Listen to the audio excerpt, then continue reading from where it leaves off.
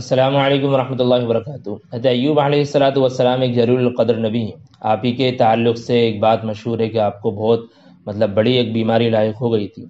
اسی بیماری کے تعلق سے ہم اس ویڈیو میں بات کریں گے۔ ایک تو یہ کہ کون سی بیماری تھی، دوسرا کہ اس بیماری سے آپ کو شفا کیسے ملی، اور تیسرا کہ یہ بیماری اللہ تعالیٰ نے آپ کو دی کیوں۔ تو سب سے پہلی بات یہ کہ آپ کو کون سی بیماری تھی،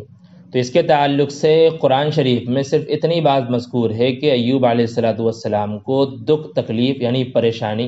بیماری تھی، لیکن اب اس بیماری کا تذکرہ کہیں بھی نہیں ہے کہ وہ بیماری کون سی تھی، نہ تو قرآنی آیات میں کہیں تذکرہ ہے، اسی طریقے سے حضور اقدس صلی اللہ علیہ وسلم کے اقوال یعنی حدیث شریفہ میں بھی کہیں بھی یہ بات نہیں ملتی کہ کون سی بیماری تھی۔ رہی یہ بات کہ بھئی عوام میں ایک بات جو مشہور ہے کہ آپ کو کیڑے پڑ گئے تھے بدن میں، اور ساتھ میں ایک بات یہ بھی چلا کرتی ہے کہ کیڑے اگر گر جایا کرتے تھے تو ایوب علیہ السلام ان کو اٹھا کر کے رکھ لیا کرتے تھے واپس ان پر زخموں پر، وہ کہتے تھے کہ یہاں تیری روزی ہے تو اس کو کھا۔ تو یہ جو بات مشہور ہے یہ بات جھوٹ ہے، اس کا کہیں سے بھی کوئی بھی ثبوت نہیں ہے کہ ایوب علیہ السلام کو کیڑے پڑنے والی بیماری تھی۔ صرف ایک بیماری کا تذکرہ ہے، کیڑوں والی کوئی بھی بیماری نہیں تھی، اور عقلاً بھی یہ بات مقبول نہیں ہے، اس بات کو قبول نہیں کیا جا سکتا۔ مفسرین کرام فرماتے ہیں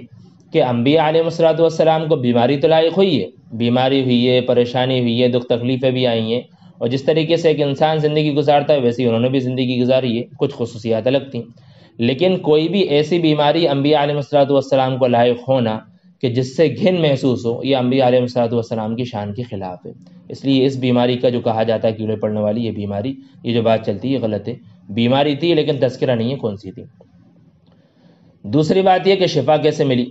ایوب علیہ السلام کو جب بیماری یہ لاحق ہوئی تھی تو ایوب علیہ السلام دعا کیا کرتے تھے مستقل کہ یا اللہ تو بہت زیادہ رحم کرنے والا ہے، تو مجھ پر رحم فرما کہ جو میری بیماری ہے تو اس بیماری کو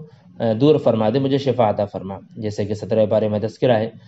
سورہ انبیاء میں وَأَيُّوبَ إِذْ نَادَىٰ رَبَّهُ أَنِّي مَسَّنِيَ الضُّرُّ وَأَنْتَ أَرْحَمُ الرَّاحِمِينَ۔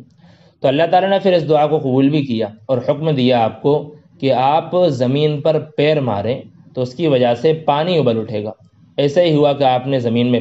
پیر مارا اور پھر اس کے بعد سے پانی کا ایک چشمہ پھوٹ پڑا کہ اس پانی سے آپ کو غسل کرنے کا حکم ہوا اور اسی پانی کو پینے کا حکم ہوا، تو آپ نے دونوں چیزیں کی تو اس کی وجہ سے اللہ تعالیٰ نے آپ کو شفا عطا فرما دی۔ اب رہ جاتی ایک تیسری بات یہ کہ اتنے جلیل القدر نبی تھے، ان کو اتنی بڑی بیماری جو بھی بیماری تھی وہ دی کیوں گئی؟